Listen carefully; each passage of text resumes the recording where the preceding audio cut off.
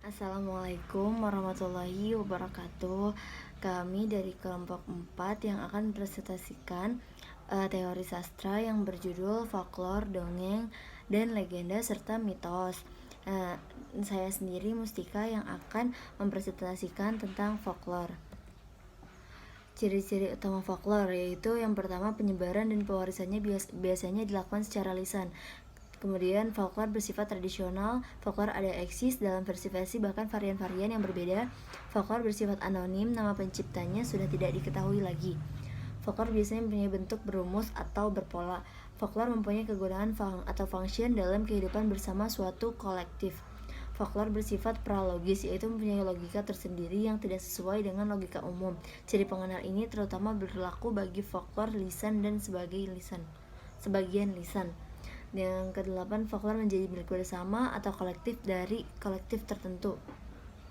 Yang kesembilan, folklore ini bersifat polos dan lugu, sehingga seringkali kelihatannya kasar, terlalu spontan. Itu bisa dimengerti karena banyak folklore merupakan proyek emosi manusia yang paling jujur manifestasinya.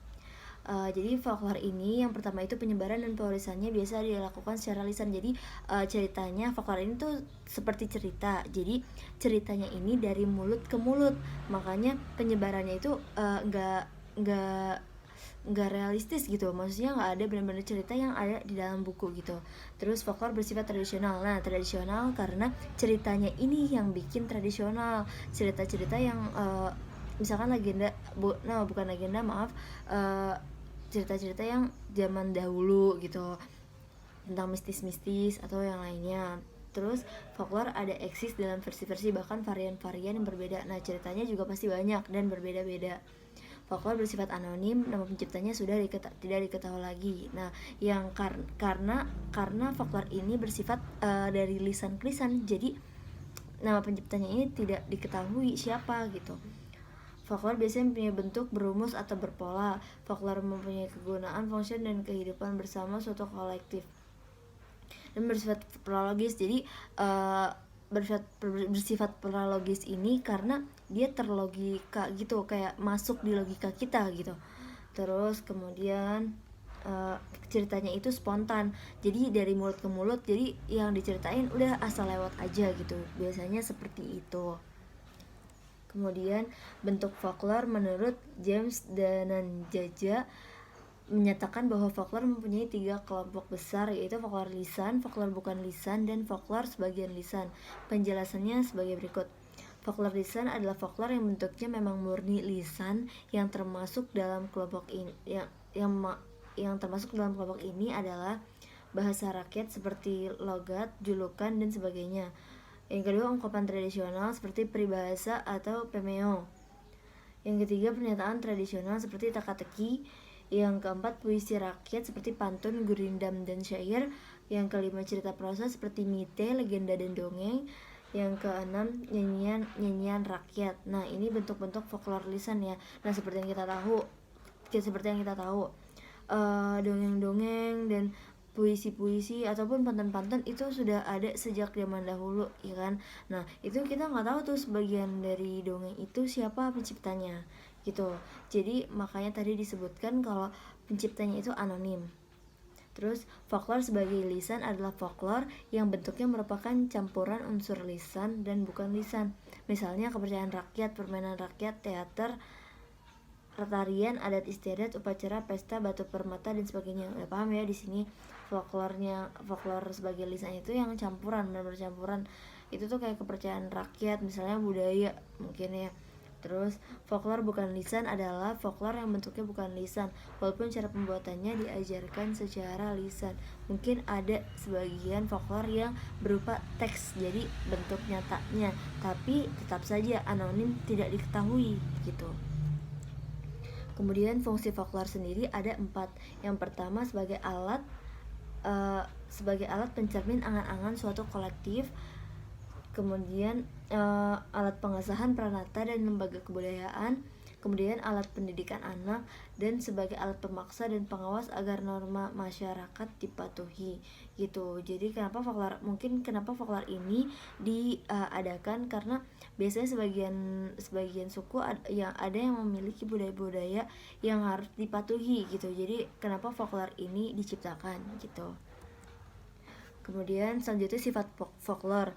Folklore yang baik mempunyai salah satu dari 7 macam sifat, ialah yang pertama bersifat didaktis, yang kedua kepahlawanan, yang ketiga keagamaan, kemudian pemujaan, bersifat adat, sejarah, dan humoris. Nah, terkadang ceritanya ini dia tuh seperti lucu gitu, jadi termasuk ke dalam kategori humor zaman terdahulu gitu.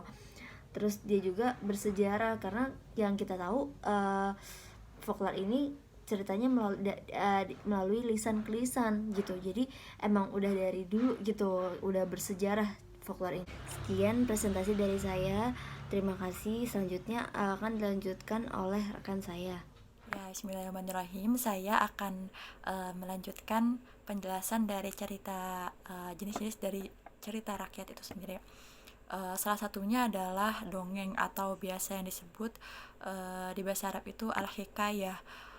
Dongeng itu sendiri adalah cerita khayalan atau cerita yang mengada-ngada serta tidak masuk akal dan dapat ditarik manfaatnya. Kalau menurut Al-Qudsi, dongeng berdasarkan idenya terbagi menjadi 6 macam. Yang pertama dongeng tradisional, kedua dongeng modern, ketiga dongeng pendidikan, dan yang keempat dongeng fabel, lalu ada dongeng sejarah dan dongeng terapi. Dongeng tradisional adalah dongeng yang bersumber ide dari cita-cita rakyat atau asal-usul terjadinya suatu daerah. Terus dongeng futuristik atau modern adalah dongeng dengan ide yang bersumber tentang masa depan. Lalu yang ketiga dongeng pendidikan adalah dongeng yang bersumber dengan ide untuk mengubah perilaku seseorang. Lalu yang keempat dongeng fabel adalah dongeng yang bersumber dengan ide hewan-hewan. Dan yang kelima dongeng sejarah, dongeng yang bersumber dengan ide yang berdasarkan sejarah para tokoh. Lalu yang terakhir ada dongeng terapi dengan sumber ide untuk menangani orang-orang yang mengalami trauma dari sebuah peristiwa seperti bencana dan lain-lain. Lalu saya akan menjelaskan fungsi dongeng itu sendiri. Fungsi dongeng itu sendiri yang pertama ada sebagai penyalur ketegangan di tengah masyarakat, yang kedua sebagai protes sosial atau kendali masyarakat, yang ketiga sebagai pengesahan pranata dan lembaga kebudayaan, lalu yang terakhir sebagai media hiburan. Dan selanjutnya ada tujuan dongeng. Tujuan dongeng seperti yang kita ketahui, dongeng diceritakan bertujuan untuk agar cerita dapat diwariskan secara turun-menurun sehingga tetap terjaga kelestariannya dan tidak dapat dilupakan oleh generasi selanjutnya. Yang kedua, agar mengetahui asal-usul nenek moyang sehingga tetap menjaga keakraban persahabatan. Lalu selanjutnya, agar orang dapat mengetahui keadaan kampung halamannya, baik keadaan alam maupun adat istiadatnya. Lalu yang terakhir, yang keempat, agar orang mengetahui benda atau barang pusaka yang ada pada suatu tempat sebagai bukti peninggalan sejarah di masa lalu. Lalu yang terakhir adalah legenda atau al-usturah. Legenda merupakan suatu cerita rakyat yang dianggap benar-benar terjadi, yang ceritanya itu dihubungkan dengan tokoh sejarah dan juga dilengkapi dengan keajaiban, kesaktian, serta keistimewaan tokohnya. Legenda biasa dianggap sebagai sejarah kolektif. Meskipun karena tidak tertulis, maka kisah tersebut mengalami distorsi sehingga sering jauh berbeda dengan kisah aslinya. Di dalam PowerPoint terdapat pengertian legenda menurut para ahli, bisa kita baca. Selanjutnya ada jenis-jenis legenda dan contohnya. Yang pertama ada legenda keagamaan. Legenda keagamaan ini bercerita mengenai suatu kisah tentang agama tertentu. Contohnya adalah kisah Wali Sunan Kalijaga. Yang kedua, legenda kegaiban. Legenda kegaiban bercerita mengenai suatu kepercayaan terhadap alam gaib. Contohnya, kisah Nyai Roro Kidul. Yang ketiga, legenda perseorangan. Legenda perseorangan yaitu salah satu jenis legenda yang bercerita tentang kisah tokoh tertentu. Misalnya, kisah tentang legenda Si Pitung. Yang keempat, legenda lokal. Legenda lokal ialah suatu legenda yang bercerita suatu kisah tentang peristiwa pada suatu tempat seperti gunung, bukit, danau, dan lain-lain. Contohnya adalah legenda Gunung Tangkuban Perahu. Selanjutnya, yang kita bahas adalah struktur legenda. Legenda memiliki struktur 4. Yang pertama orientasi, yang kedua komplikasi, yang ketiga resolusi, yang keempat yaitu koda. Orientasi berisi mengenai pengenalan dari cerita legenda seperti pengenalan background, pengenalan tokoh maupun latar, tempat, dan waktu. Yang kedua, komplikasi. Komplikasi merupakan suatu klimaks dari cerita berisi puncak masalah yang dialami tokoh. Yang ketiga, resolusi. Resolusi ialah berisi pemecahan masalah yang dialami tokoh. Yang keempat atau yang terakhir yaitu koda. Koda yakni sebuah bagian akhir dari cerita, biasanya berisi pesan dan amanat yang ada pada cerita legenda tersebut. Selanjutnya, unsur-unsur memiliki 6 unsur. Yang pertama, tema. Tema yaitu gagasan dasar yang menopang sebuah karya sastra dan yang terkandung di dalam teks. Yang kedua, tokoh. Tokoh ialah pelaku yang terdapat dalam sebuah cerita fiksi. Yang ketiga, alur atau plot, yaitu peristiwa-peristiwa yang ditampilkan dalam cerita yang tidak bersifat sederhana. Peristiwa-peristiwa tersebut tersusun karena adanya sebab akibat di dalam cerita. Yang keempat, yaitu latar. Latar merupakan landasan tumpu terjadinya sebuah peristiwa di dalam cerita. Latar terbagi menjadi 3, yaitu latar tempat, latar waktu, dan latar suasana. Yang kelima, sudut pandang. Sudut pandang adalah posisi atau cara penulis dalam menyampaikan peristiwa-peristiwa yang terdapat dalam cerita.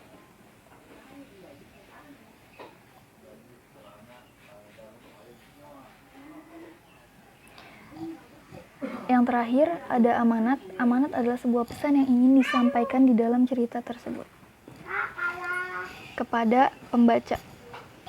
Bismillah, alhamdulillah, salatu wassalamu ala rasulillah Sayyidina Muhammad bin Abdullah wa ala alihi wa sahbihi wa man nasarahu wa wala la hawla wa la quwwata illa billah.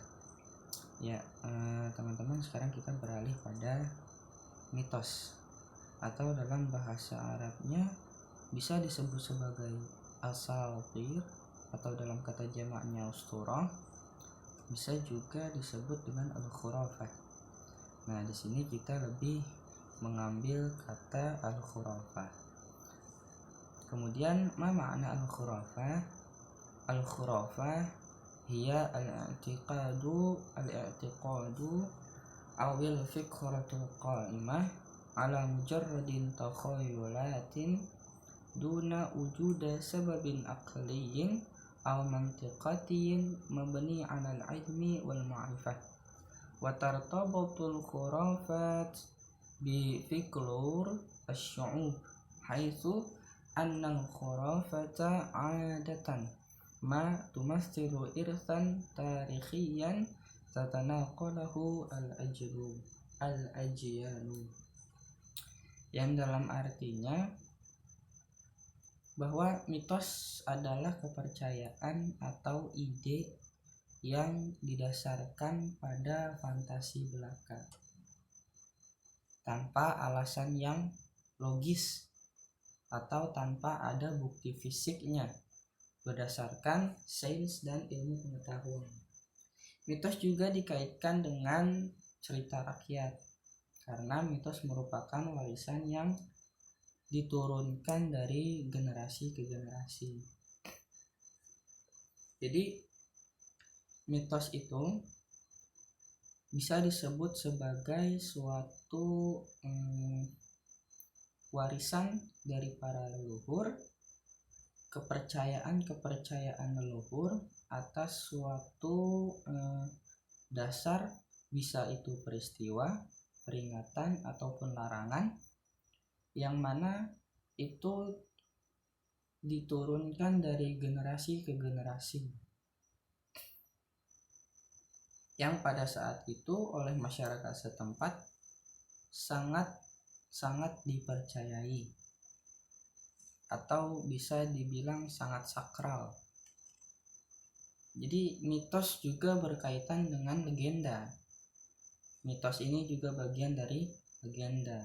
Perbedaannya antara legenda dengan mitos adalah bahwa mitos belum tentu mempunyai bukti fisik atau bisa dibilang cerita belaka, atau bisa dibilang juga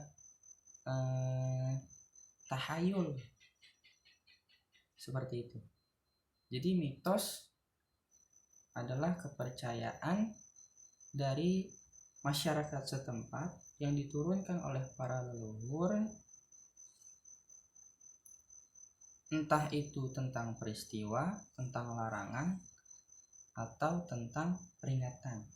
Seperti contohnya, kalau di dalam Indonesia kita sering mendengar jangan duduk di depan pintu, nanti jauh jodohnya. Nah, itu bisa disebut salah satu mitos, ataupun juga bisa disebut atau bisa mitosnya jangan bangun kesiangan, nanti rezekinya dipatok ayam. Itu bisa disebut juga sebagai mitos yang dari kepercayaan masyarakat setempat berdasarkan perkataan-perkataan dari para leluhur.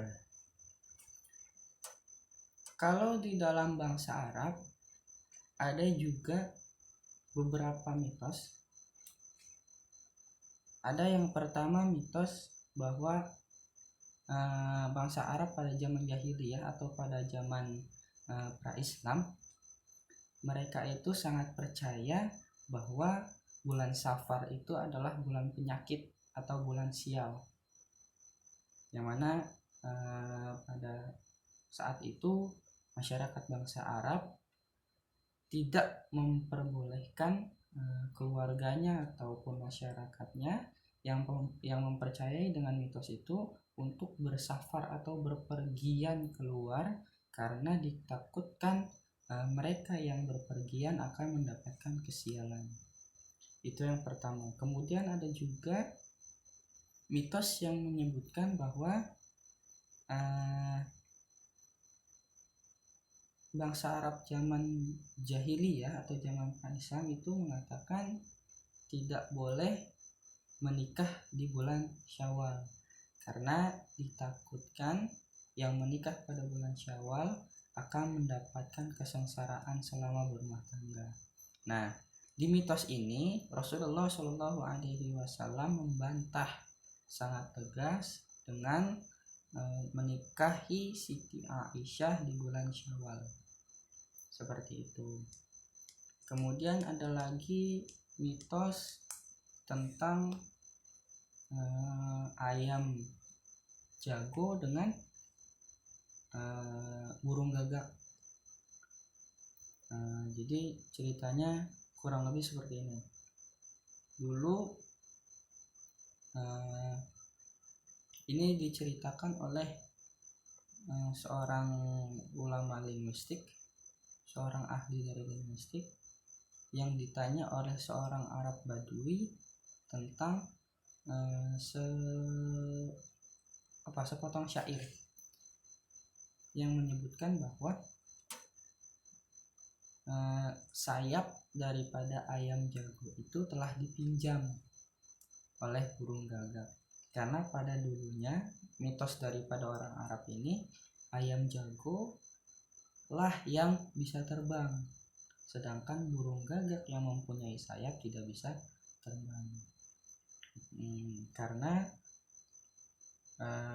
ayam jago dan burung gagak ini adalah sahabat dekat, sahabat karib. Mereka sering bersama, sering nongkrong bareng lah istilahnya. Jadi suatu ketika burung gagak ini iri dan ingin meminjam sebentar dari sayapnya ayam jago, karena si burung gagak ini ingin merasakan bagaimana rasanya terbang.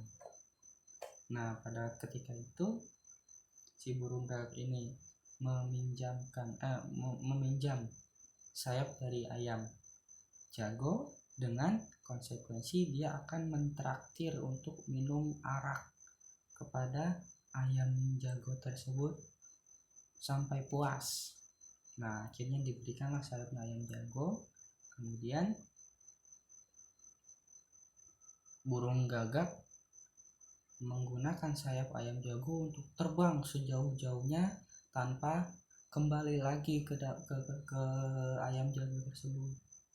Maka sejak saat itulah ayam jago pada pagi hari subuh dia selalu berkokok, dan kokokannya itu dipercayai oleh bangsa Arab adalah untuk memanggil si burung gagak yang mengambil dari sayapnya itu.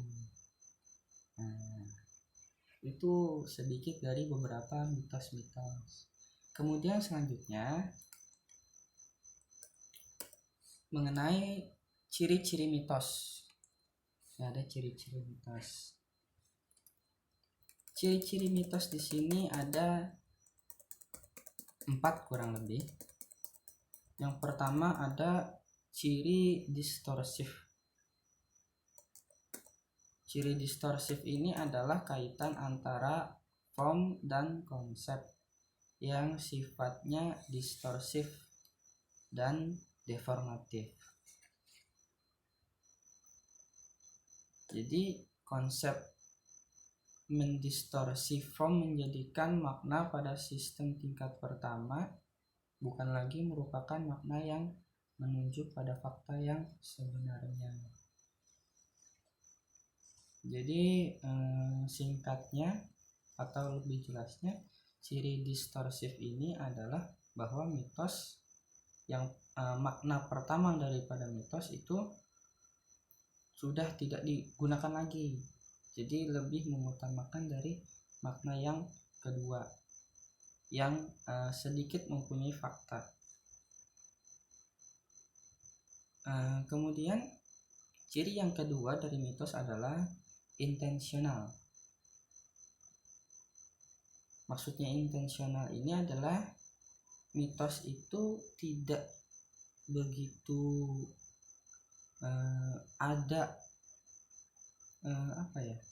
tidak begitu ada perwujudannya. Jadi mitos itu sengaja dibuat dan dikonstruksikan oleh budaya masyarakat dengan tujuan tertentu. Seperti contohnya mitos yang Indonesia tadi, jangan bangun siang nanti rezekinya dipatok ayam. Itu maksudnya untuk agar masyarakat Indonesia itu semangat bangun paginya, jangan lupa sholat subuhnya, itu jangan bangun siang-siang nanti rezekinya dipatok ayam. Kemudian ciri yang ketiga dari mitos adalah statement of fact. Artinya mitos itu menaturalisasikan pesan, menjadikan kita menerimanya sebagai suatu kebenaran yang tidak harus diperdebatkan kembali, sesuatu yang berada secara alami dan nalar awam. Jadi maksudnya ciri ini itu kita disuruh terima aja.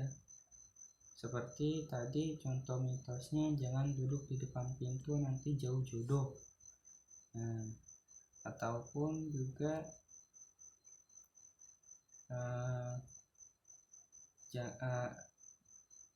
nyapu harus sampai bersih, kalau nggak bersih nanti jodohnya berewokan. Kemudian ada ciri yang terakhir adalah motivasional. Menurut Barthes, bentuk mitos ini berisikan motivasi. Mitos dibuat dengan melakukan seleksi dengan berbagai kemungkinan konsep yang hendak dipakai menurut sistem semiotik tingkat pertama.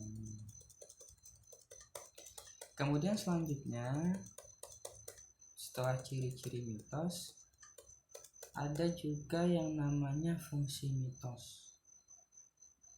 Fungsi mitos atau juga disebut dengan mite mempunyai fungsi di dalam lingkungan sosial masyarakat berbudaya.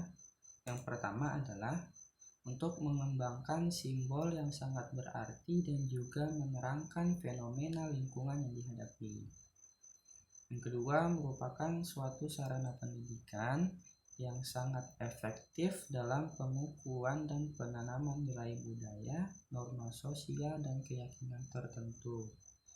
Kemudian, merupakan suatu pegangan bagi masyarakat pendukungnya untuk menjalin kesetiakawanan sosial terhadap para anggotanya agar dapat saling membedakan antara komunis yang satu dengan yang lainnya.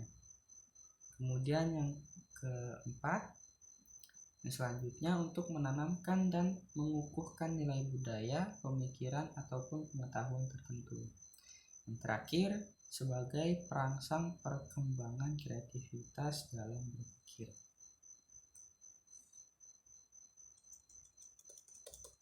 Kemudian selanjutnya ada unsur intrinsik daripada mitos.